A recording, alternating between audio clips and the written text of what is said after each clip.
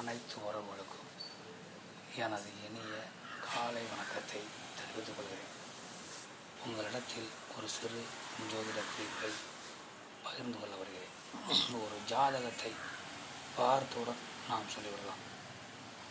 இந்த ஜாதகனுடைய துணைவியார், அதாவது ஆணாக இருந்தால் அவரது மனைவி எப்படி இருப்பார், பெண்ணாக இருந்தால் அவரது கணவர் எப்படி இருப்பார் என்பதை அந்தந்த ஜாதகத்தை வைத்து சொல்லிவிடலாம்.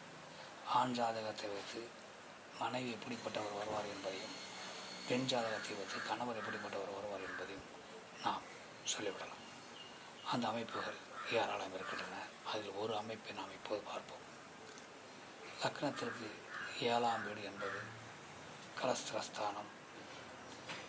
வாழ்க்கையில் ஒரு ஆணாக இருந்தால் ஒரு ஆணுக்கு பெண்ணை தேர்வு செய்யக்கூடிய ஸ்தானம், ஒரு பெண்ணாக இருந்தால் ஒரு ஆணை தேர்வு செய்யக்கூடிய ஸ்தானம். அதுதான் லக்னத்திற்கு 7ஆம் வீடு.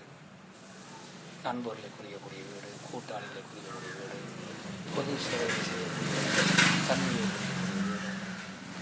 இப்படிப்பட்ட வீட்டில் எந்த கிரகம் இருக்கிறதோ அந்த கிரகத்தினுடைய குணநலங்கள் ஒரு ஆண் ஜாதகத்தில் ஒரு சிறு உதாரணம் வைத்துக் கொள்வோமே. ஒரு ஆண் ஜாதகத்தில் மேசம் லக்கணம் என்று வைத்துக் கொள்வோம். அந்த மேச லக்கணத்திற்கு 7ஆவது வீடு என்பது துலாம் வீடு. அந்த துலாம் வீட்டிலே செவ்வாய் பகவான் இருக்கிறார் என்று வைத்துக் கொள்ளுங்கள்.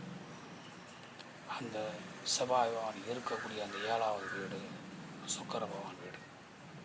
அதனால் ஒரு ஆணினுடைய ஜாதகத்தில் இப்படி ஒரு அமைப்பு இருந்தால் அந்த ஆணிற்கு வரக்கூடிய மனைவி சுக்கிரனுடைய குணத்தையும் செவ்வாயின் குணத்தையும் ஒத்தவராக வருவார். அதாவது அழகானவராக இருப்பார். கருப்பாக இருந்தாலும் கலையாக இருப்பார், வெள்ளையாக இருந்தாலும் அழகாக இருப்பார். ஆனால் செவ்வாயின் குணமான முன்கோபம் என்பதற்கும் விவேகம் என்பதற்கும், அதே நேரம் சுக்கிரன் குணமான அணிகலங்களை, ஆடம்பரங்களை ரசிக்கக்கூடியவராக, நேசிக்கக்கூடியவராக இருப்பார். இப்படி 2 குணங்களும் ஒத்தவராக இருப்பார்கள். செவ்வாயின் குணத்தையும் சுக்கிரன் குணத்தையும் ஒத்தவராக இருப்பார்கள். அதனால் ஒரு ஆண் ஜாதகத்தில் மனைவியை பார்க்கும் பொழுது, மனைவியின் குணத்தை பார்க்கும் பொழுது லக்னத்திற்கு 7ஆம் வீட்டின் அதிபதியையும் 7ஆம் வீட்டில் இருக்கும் கிரகத்தையும் 2ஐயும் மேட்ச் பண்ணி நாம் சொல்ல வேண்டும். மற்றவற்றை நாம் அடுத்தபடியாக காண்போம்.